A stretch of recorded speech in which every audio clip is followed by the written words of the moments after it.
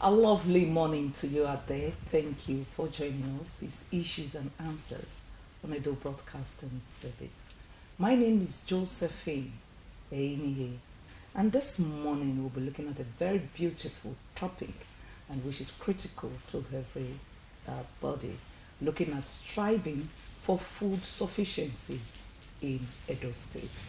Nigeria have been undergoing a lot of challenges for some quite time now, and food has become kind of unavoidable for some persons. People can't easily access good food to eat as a result of the high cost of food items.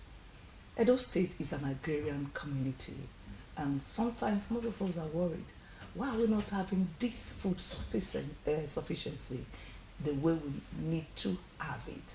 That's what we are looking at, and we have a new government in town. What are the ways the government can look into it and ensure that people have enough to eat and there is food security for all Edolites? We have farmers in the house who will be talking to us and ensuring that we have Edo State becomes the food basket of the nation, not Benue alone, but Edo State. This morning we have agricultural consultant. He is Wisdom Eda. Thank you so much for joining us this morning. Thank you for having me. Good morning, viewers. And also we have the National Secretary, FEDERATED FADAMA Community Association. He is Honorable Prince Eri EBOLE. Did I get that name? Yeah, you said. Thank you. Thank you for having me. All right. Yeah. Thank you so much, sir. Yeah. Let me start with you, sir. Edo State, we have a lot of arable lands, viable lands, and somehow the people still find it difficult to access common food like gari and even yams. We can't even access it. Why are we having these kind of challenges as a result of this high cost we are seeing in this state? Okay. We have the Edo State is blessed because the land is blessed. It's just that the government is very, very far from the downtrodden farmers. Though we are trying to see what we can do. Thank God for this. The governor that have just come in, distinguished Senator Modibo Kweboro, who is from Esa land, who is, when he was growing up, a farmer. Because by the time the government, if the government recognizes the farmer, there will be no problem. We have been doing our best. But this time, we are going to cross the T's and dot the I's to make sure that everybody, every citizen in this Edo State will be happy because there will be a lot of food. Right. We are going to produce it, and at the end of the day, everybody will be happy. Thank you. You said the government has been far from the farmers. You mean previous administrations? Yes. They don't have this connect? No. I mean, in the system now, they will just come up with one kind of program.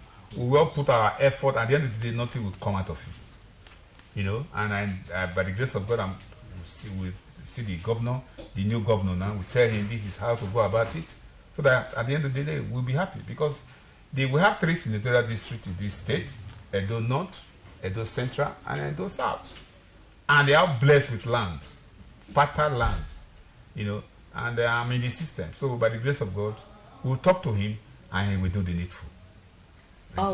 Wisdom Header, talking about fertile land, most farmers will tell you that though the land is green, the land is fertile, but sometimes the seeding has become problems, and most of them have been asking government to provide them with viable seeds. Is this the challenges, or there is more to it apart from the viability of the seeds? What other challenges are we getting? Okay, yes, I thank God for that question, and I also thank God that himself also his ears. I believe in the past there have been some actions that we have taken to be able to ameliorate the challenges of having robust farming activities. Some of those challenges are as a result of lack of equipment, because non-mechanized farming. If I run a mechanized farming, for example, I can plant on 3, 4, 5 hectares of land alone. You understand? But if I'm working like the usual local farmer, there will be a limit to what he can do, tilling the ground alone, trying to plant alone under the adverse effects of the weather condition and other variables. So, and the seedlings, like you mentioned, getting the right seedlings that will actually germinate in the soil that is planting. That, so running soil tests and all the rest of them. These things are what some of these projects, which we have always been trying to project to the government, are supposed to have impacted on farmers, where we empower farmers, in terms of mechanized farming, giving them quality seedlings, and helping them in terms of irrigation, farming, and all the rest, like we're entering the dry season. So these things we have not actually achieved the right target all this while, but we are believing God that as we are in this new administration, I think there will be a very strong support to that regard, so that farmers will have the right seedlings and then the right soil. We as professionals will be able to know the right soil. It's not all soils that can grow all products, and all products cannot grow at all times. But these are the cases whereby farmers need a very good training. They need to be trained very well. Talking about extension workers? Yes, extension workers. All right, I'll come to you. Yeah. Let me come to EBOLE. You said something about there've been some kind of window shopping, government coming to the media, telling them they are doing enough for the farmers, but practically you can't see it on ground. But we have programs like we have FADAMA, we have other programs that have been put in place by government. Are you telling me that these programs are not working or they are not well implemented? Is that the problem we are having, going with what you said earlier? Yes. I think they are not well implemented. Like what he just said. I'm an agro dealer. I'm the chairman of agro dealer in the South. The federal government, there's a program ongoing now. We just finished wet season program. We are getting into dry season by January, where federal government give out inputs, fertilizers, rice seedling, maize seedling, then organic fertilizer to the farmers. Is it free? No, they just pay 25%. Okay, subsidized. Yes, subsidized. Very good. We just finished one about a month ago, wet season. We are planning now for dry season. The wheat program, it was flagged off on Tuesday last week in Cross River State, Calabar, where there's fertilizers and all that will be given to farmers at subsidized rate for them to go into farm. So that is what the federal government is doing. And Edo State government is also going to key in. I'm from here, and I'm in charge of the South. So, but we have to do it methodically. All these things that are going on, FADAMA have been on ground for the past 20 to 30 years now.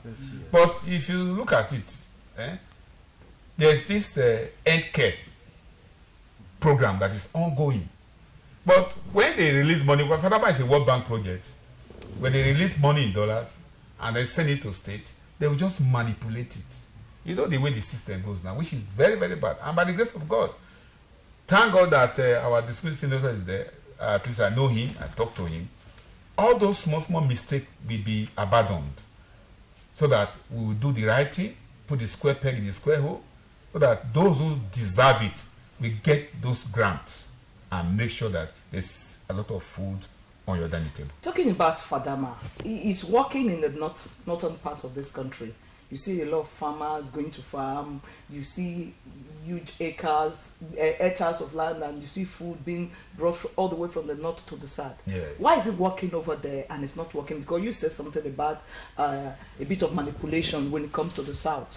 What is the difference? Let me say this. When we started FADAMA, we started with FADAMA 1, then FADAMA 2. When it was so super successful up north, they now say, okay, FADAMA 3, they now extend it to the 36 state plus Abuja, plus FCT. And we started. beautiful program for the World Bank, you know. But at the end of the day, the ugly heads have to come aboard, which was really not so funny. You know, this country now, if you don't belong, you don't belong. But by the grace of God, we will do the needful and put a square peg in a square hole.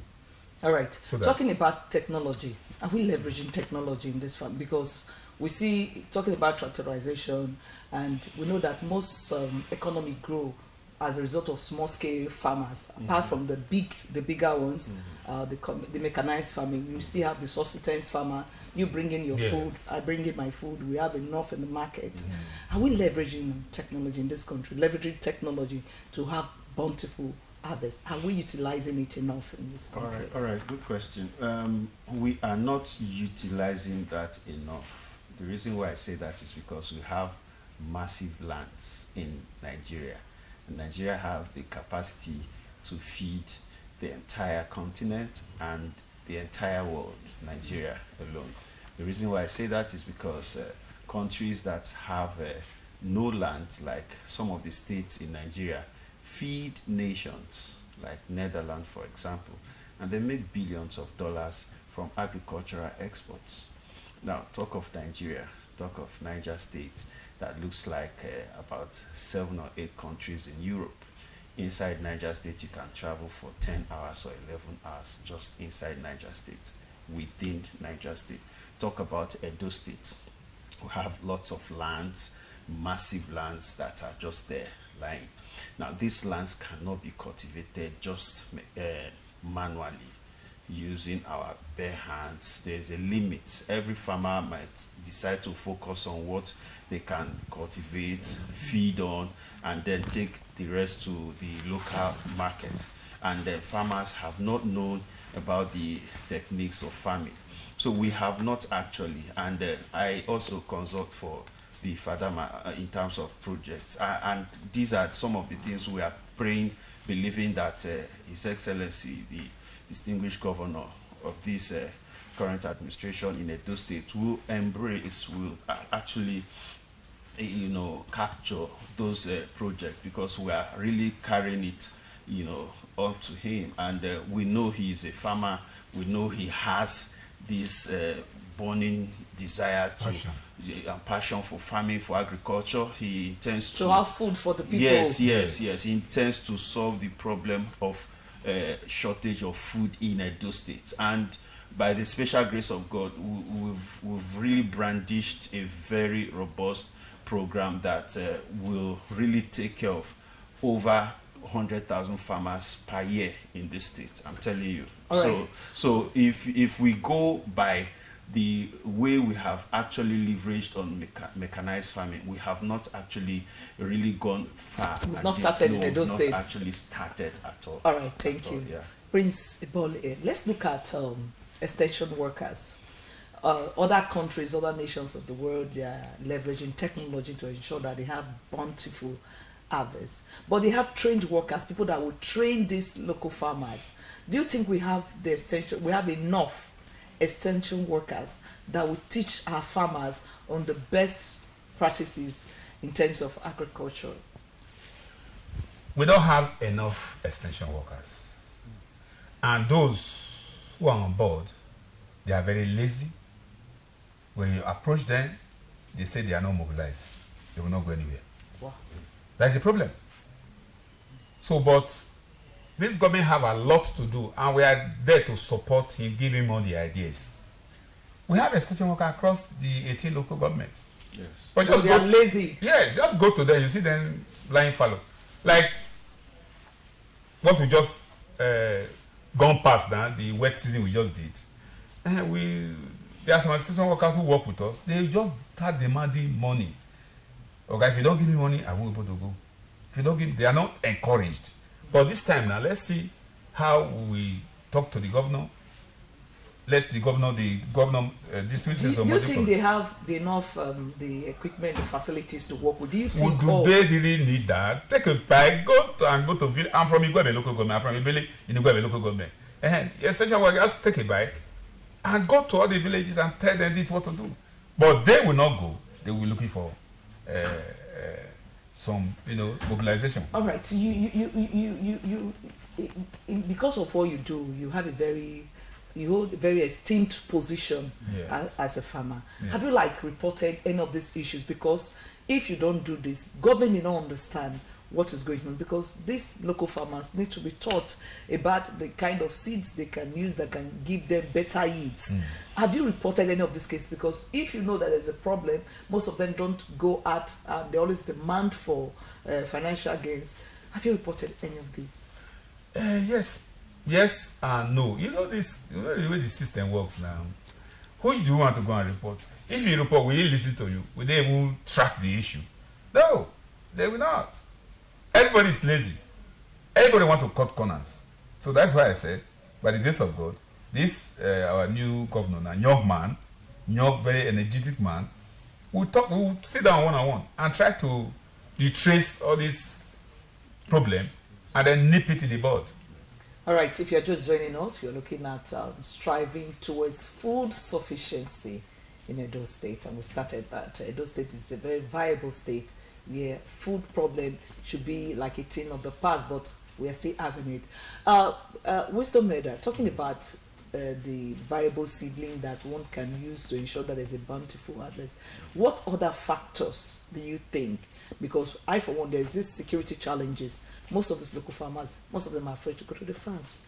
So what can be done to ensure that there's security in our land and so that people can go to farm easily? Okay. Thank you very much. I think these security challenges in our rural communities was partly dealt with by the last administration, when he gathered all community leaders and trusted the issue of community security to them and gave them that charge to recruit people from villages that will be handling issues of security. I think after that time, going around parts of Edo State, I've witnessed a kind of peace, relative peace. Yes, because I've seen where they are always active and they have always blocked the road, checking influx of vehicles and all. I think we can harp on that, we can improve on that, apart from seedlings, apart from mechanized farmings, which we know individuals might not be able to buy the tractors. We know our farmers, they are poor. If you watch one of the FADAMA slogans, he said we actually we take care of the poorest of the poor. So we believe farmers are poor, or even among the poorest of the poor. So so they cannot afford some of these things. So that is where government comes in, and then we also help government to be able to regulate, to be able to manage this. But above all, we do real-time training for these people. We train them very, very well. All right, you're talking about your group FADAMA that you train. Yeah, we train farmers generally. If you train, why are we having problem of food scarcity? This program we are telling you have actually been abandoned by the previous government. But as far as the FADAMA is concerned, they have been running training for farmers. Yes, they have. They have actually been running training. But the empowerment has not actually reached, because some of the states that they are project tribes, all right?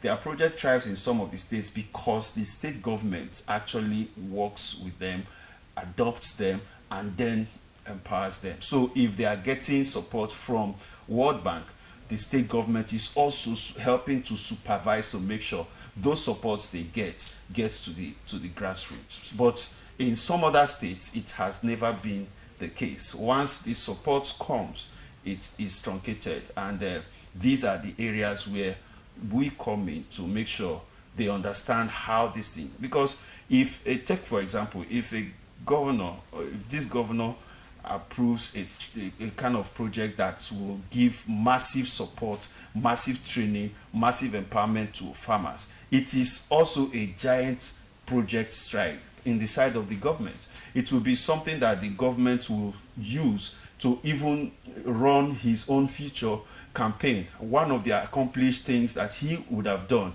is to have trained massively over 500,000 people from the state and empower these people, which technically he will have 100% return on his investment, because there's nothing you do with this regard that you will not get more than 100%. As you're training, as you're empowering them, you are also watching over what they do, and then you have a very good tailored strategy to have return on your investments, which these are not some of the things, because they're in terms of farming, you also educate them on branding, on marketing, on packaging, or on food processing. We'll get to that, the branding and the processing. Let me come to Honorable Bole.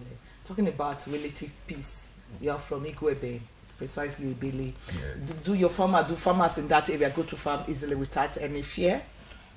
Yes, some time ago it was really Tough, yeah. they couldn't enter the farmland.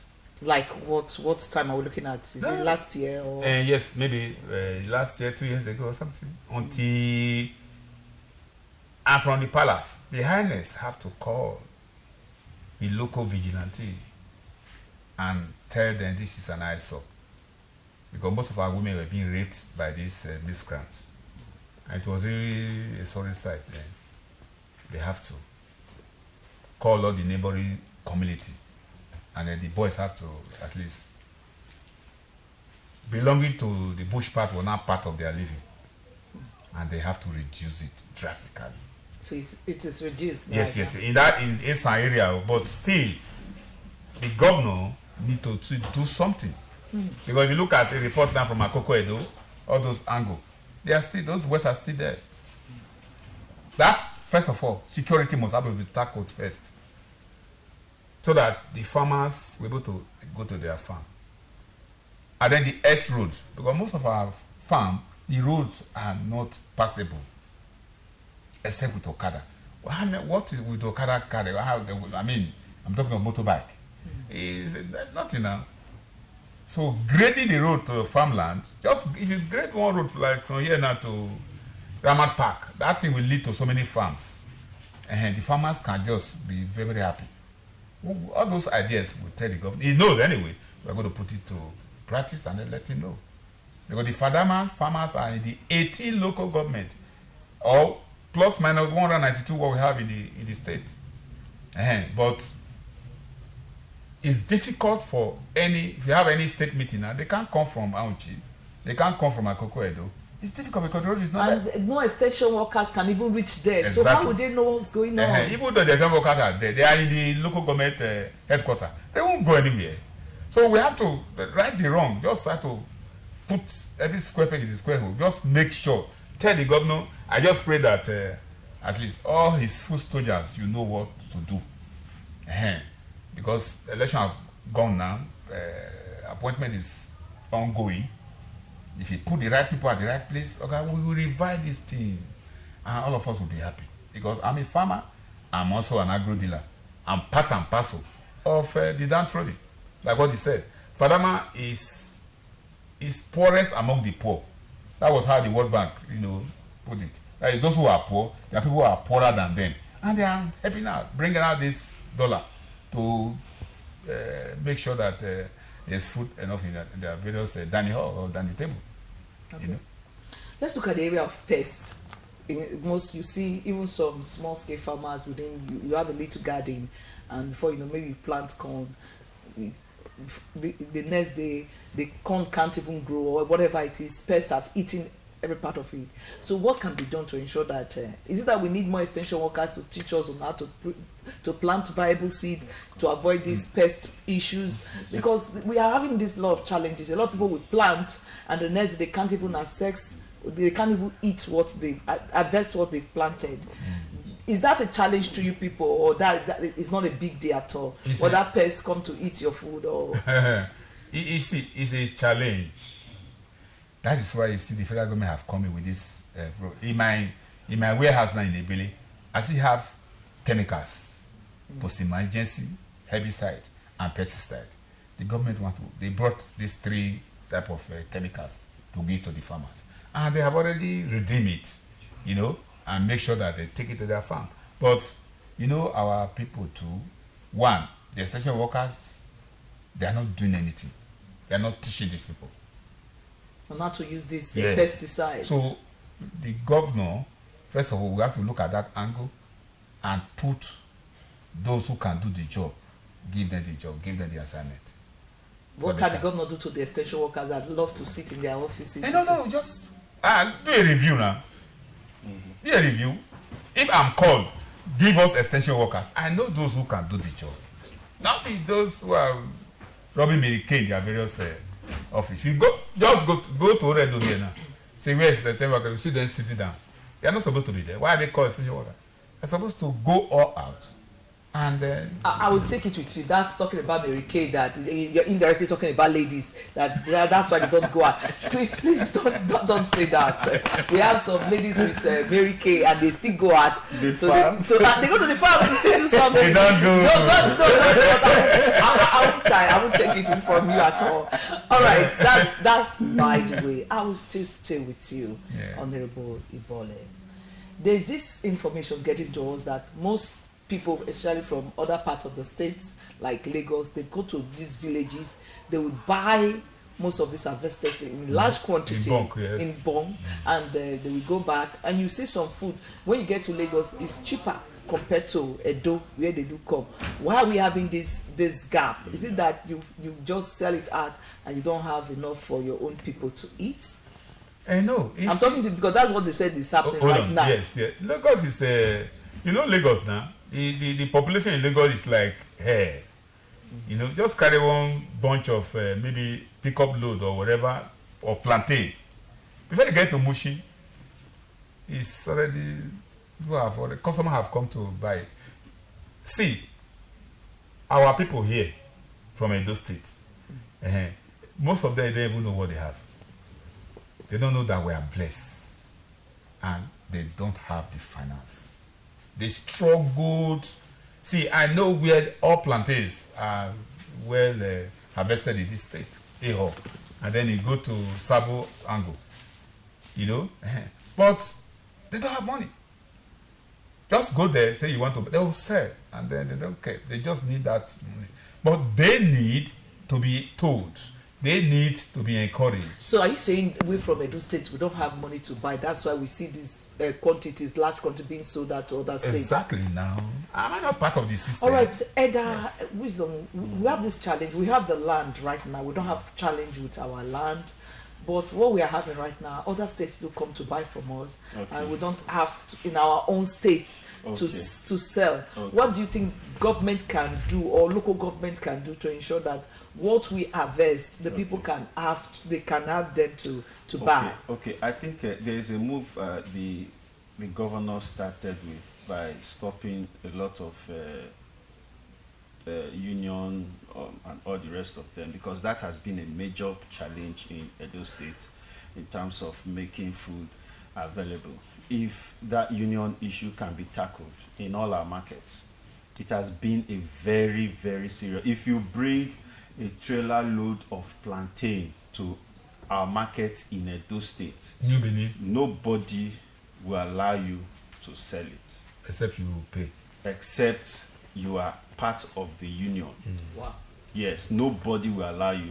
So I think if that has been tackled, then there should be a strategy in place to sustain it, so that everybody, because you talk about Lagos, for example, just carry it into Lagos, drop it in, you just open your boot or open your car and you see people rushing and people walking on the road, they will just rush, and before you know, everything is sold out. So nobody will want to come to, like some villages I go to, I see bunch of plantain at the time they were selling plantain 3,000, 4,000, 5,000. I was seeing plantain 12, that's a dozen bunch going for like 6,000 or 7,000. So I kept wondering, how come if plantain goes for 7,000 for 12 bunch, how come if it gets to our market, we are seeing it for 4,000 naira for one bunch? And then I did my investigation. I realized that we have the bureaucracy of union over everything, over even livestock farming, over even crops, over everything, including wares and all. Then you have the unions who are policing every product that comes into the market. And let me tell you, I understand that good governance is when the government is present. Things cannot be happening in a state and then the governor is absent and you say that is good governance. It's not done. Maybe some 3 or 4 boys will just block the road on Airport Road and start collecting money because they have gone, no identity, no anything, and you say there is presence of government. So when government is present, then such things must be checked. They must be curtailed, because if these things are allowed, it affects every project that you are trying to accomplish for the people. The people will be seeing it as this is a no-go area in terms of maybe government presence, because you are not there, or you have claimed to become absent-minded over what the people are going through, and you can't justify that you don't know about it, because people are going through it every day. So there must be proper. We highlighted things, that strategies that looks like feedback mechanism for government. I know in Nigeria, for example, we hardly rely on feedback mechanisms, especially government agencies. You go around, like coming into this place, you might not see a box that says if we have not treated you well, or if there's any observation. We have a program for that. Yes. So it's not just, I'm not just giving you a slide on that, but I'm talking in terms of, okay, how do we get feedback from people who are coming to our markets? How do we get feedback from people in the local governments? How do we get feedback from people in the wards and all the rest of these strategies are possible? All numbers right. To dial if you enter a market, for example. Let me finish. Numbers to dial if you enter a market. That signboard should be there. Numbers to dial if anyone treats you wrongly, or if you are not allowed to carry out your businesses effectively in all markets. Those numbers, I'm just giving number one expo, should be there, placed there, and people should be given the opportunity to call, and then immediate action will be taken. Not the one we only do on radio, telling where we have bad roads and all the rest of them. These are strategies that government uses to bring their presence, establish their presence in every area. Then when you are coming to campaign to these people, they know that this government is really working. He knows what he's doing. He's an administrator, not the type that goes to one channel and does not affect people in the other channel. And people will be wondering, are we really feeling what this man is doing? You are not feeling. All right, if I want to get you clearly, let me take you back. You said something about feedback mechanism. Yes, that's like, for instance, Edo State's Edo Broadcasting Service was established to propagate government policies and also give back feedbacks. So we have reporters that go out daily. They go to the markets to talk. That's why we talk about unionism for some time, and we're talking to government to ensure that they need to reduce it. But nothing was done. I'm sure this present, we thank God we have a new government in power now, and maybe something can be done. That's because true. From what you just said, most of these farmers, they are afraid to bring their goods to their items to the market. That's true. Because one Iyagbe or Iyeki can just stop there and tell them, are you part of the union? And most of them would prefer selling it to other states as against. Of course. So these are one of our challenges in Edo State. Thank you for that thought you just shared with us right now. Let me come to Honorable EBOLE. How do we make farming attractive to these young people? We have, Nigeria is so blessed with Edo State specifically. We have a lot of young men and women, but most energetic of them, men and women. yes, they prefer to use laptops as against using their hands to work. So how do we make farming attractive for these young men that prefer using computers as against using their hoe or their shovel or cutlass or machete to work? What we should do is just we have to encourage them to belong to cooperative societies. Okay. That's the only best way. You have Bank of Agriculture, that one is there. That can always when they now have when I belong to cooperative society, it's cumbersome anyway, but it's interesting. But at the end of the day, you get some soft loan. They have to be encouraged with finance through cooperative societies. With that, okay, just give them a soft landing. And I hope this government will do. Apart from, I spoke about using the machete, but what about this poultry aspect, livestock? Let's hear from you. How do you encourage these people? Okay. Yes, I was expecting to also have something, because these young people are the youths, and at least I'm of a younger generation than Honorable. So I think we should also be able to tell you some of the challenges that youths. I'm still very young. Yes, very, very young. You're young at heart. I can see. I'm still very busy in the other room. All right. Okay, let's hear. All right. I want to say this. First of all, the scare our youths have had, okay, in agriculture has been because of the understanding that farmers are poor, okay, and every youth wants a venture that will really give them money, make them rich, make them wealthy, make them to sustain themselves. That has been the scare. All right, but I want to say this right now, that it is actually not true.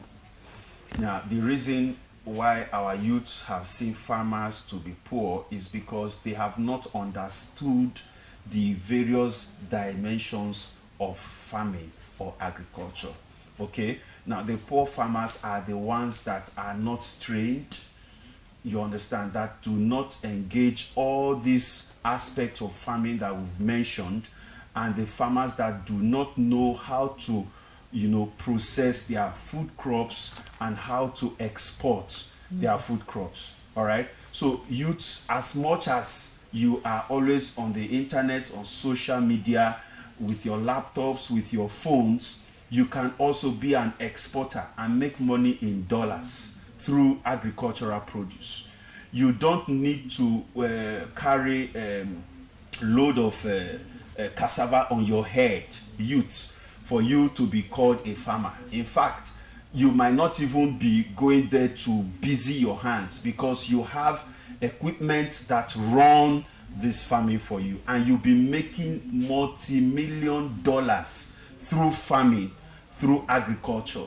There are so many products today, our youth, that you can export, that are needed in so many of our countries all over the world, that you can export out of this country and make money. So you need training on export, you need proper training on mechanized farming, and you need proper training on contemporary agriculture, so that you know how to run these things. Take, for example, our youths, there are so many places you can lease lands, and if you are able to use equipment to run your farming in those lands, do your harvest. If you want to go into processing, that means you are taking one orange to get about 5 or 6 packs of Five Alive or Chivita. That's what you're doing. 5 or 6 packs with one seed of orange. But if you sell that just one orange, you might make 50 naira. So, but if you do the other one, you are making close to 10,000. So understand that when a food is processed, you become a multi-millionaire or a multi-billionaire thereafter. So having known farming, go back and learn food processing, learn branding, learn repackaging, so that every part of the world your products will be speaking. You will be advertising your brand or your food chains, all right? And then gradually you can now even be exporting finished. Your uncles, your aunties abroad will be buying your finished products from here. Remember that if Dangote is into rice, that means Dangote is a farmer. Remember, if he's into any of the food crops, that means, okay, take for example Indomie and the noodles. All these things are part of farm produce that was well processed and then packaged, and before you know it, it is going out. So if you have a cup of water you put into a local waterproof, it sells for 10 naira. If you brand it into sachet water, it sells for 50 naira. If you put it into bottle, it sells for 200. If you can put it into another package entirely, it sells for a higher amount. So everything has to do with how you see it, how you are able to package it. And some of our outgoing generation cannot be able to go smart online, even connect with the companies around the world that can buy bitter cola in containers. They will not be able to do it, but you can do it. You can search online and you see companies that can buy bitter cola, that can buy obono, that can buy different food products that we have here, and then you know how to assemble these products, package them in containers, and then get your money before these products leave. All right, you understand? Thank you. Thank you for that. Thank you. You spoke about going into mechanized farming. Yes. Most of our problems is accessing of funds. Most of these young men, they want to go into this, Yes. but they have problems with accessing of funds. Maybe they go to bank, they say, where is your collateral? Yes. So what should I ask you that question? This fund. So what can the energetic youth do now to access fund in order to go into these laudable ventures in the aspect of agriculture? What can be done? Like I said before, cooperative society. They should go into cooperative society. Get themselves into 12 or 22 members. Get it registered. Once you have a cooperative society certificate, then go to Bank of Agriculture. Okay. Then apply. The fund is there. It must be 12, not less than 12. No. 12, minimum 12, above. Okay. You can get 20, You know, 100. Cooperative. Register, go to Commerce and Industry, get it registered. Then go to Bank of Agri, see the manager. Are you living here now to see the manager of Bank of Agri? Apply. Because there's a lot of money there. Just that these youths, they don't know. It's true. They don't know. And it's cumbersome. You cannot just apply it down and then get the next, get it. No. Takes time. No, it takes time. When you go, just be serious about it. When you apply, they will come and see the cooperative society members. They will come and see where you have your farm. All those are processing. And by the time they are assured, then they give you so cheap. The interest is so cheap. They give you, and then you go and farm. But our people, are they really serious? All these small young men, when their eye they shook, so to say, they are not. All right, thank you so much for looking at striving towards food sufficiency in Edo State. Wisdom area, let's look at preservation. You said something about the processing, the rebranding of these food items. You go to market, you see a lot of wasted items. So, do you think we have enough preservative equipment, or how to preserve our items? We have enough in Edo State particularly, because sometimes when you travel, you see some silos, they are now moribund, nothing is there. So, what can be done to preserve our food items that go wasted all the time, especially in our marketplaces? Okay, thank you. The one for silos has to do with storing of food items to make them fresh at a time that you might need them. But for food preservation, which is using preservatives for processed foods that at least can have dates for expiration, all those ones are normal, they are regular. There's a research we are doing now. Is a research whereby you can use. Do we have? Do we still have these silos that we can store to preserve our food? Actually, maybe you go to farm this year. There's a bountiful harvest, and you don't want to sell all of them.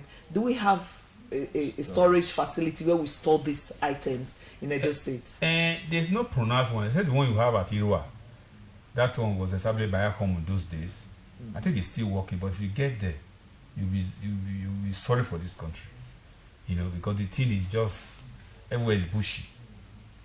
So it's not pronounced. So there's nothing preserved in that place right now? No, there's nothing.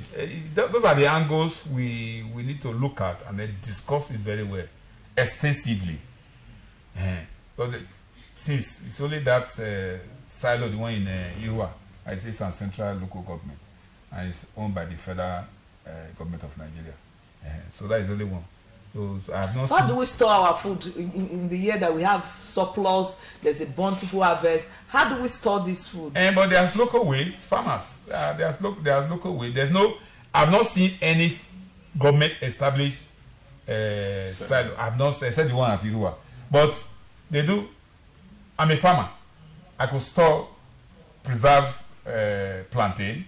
I know how to preserve it. What of dry maize? I know how to preserve it.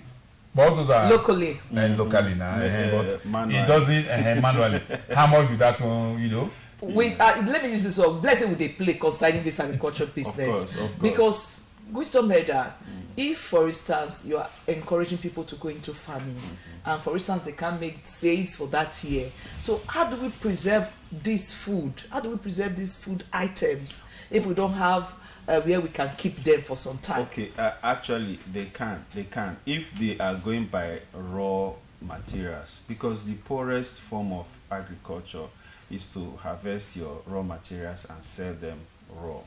That's the poorest form. I pity people who do that. Harvest plantain raw and sell it 3,000.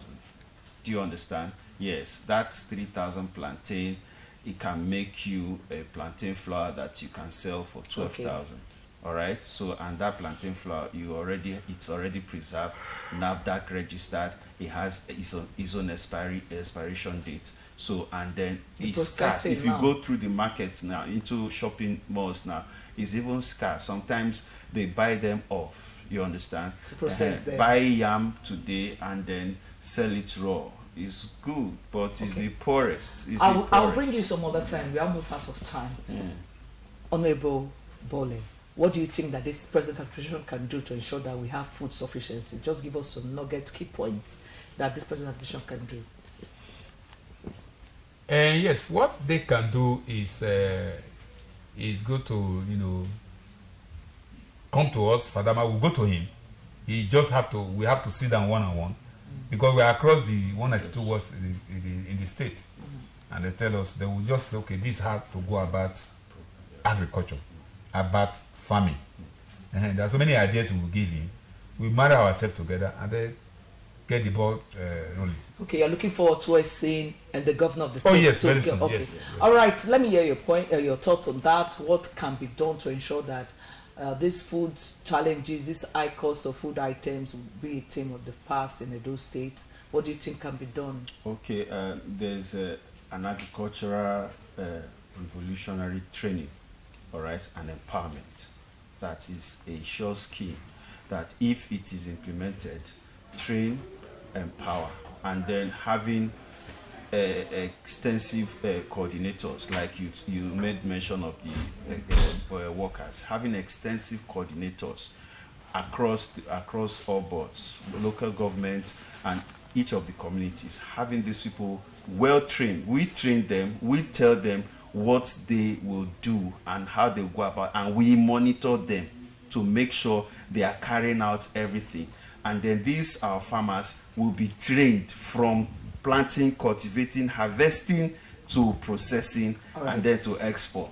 All right, thank you so much for sharing your thoughts this morning. We're looking towards striving towards food sufficiency in Edo State. We want Edo people to have enough to eat, because when there is food, there's less criminality in a particular state, and that's what we've been looking at, striving towards food sufficiency in Edo State. And people that have been talking to us, we have our agricultural consultant, Wisdom Eda. Thank you for sharing your thoughts with us. Thank you for having this me. morning. Thank you for having and also we have the National Secretary, Federated FADAMA Community Association, Honorable Prince Eri Ebole. Thank you so much. We'll be looking forward to seeing you another day. We have a lot to discuss. And many thanks to my producer, Joseph Igage. Bello, thank you, and Abraham, and the rest of the others. Thank you for contributing to ensuring that this program come out well. My name is Josephine Eimie. Do have a pleasant day ahead, and go to farm if you have one.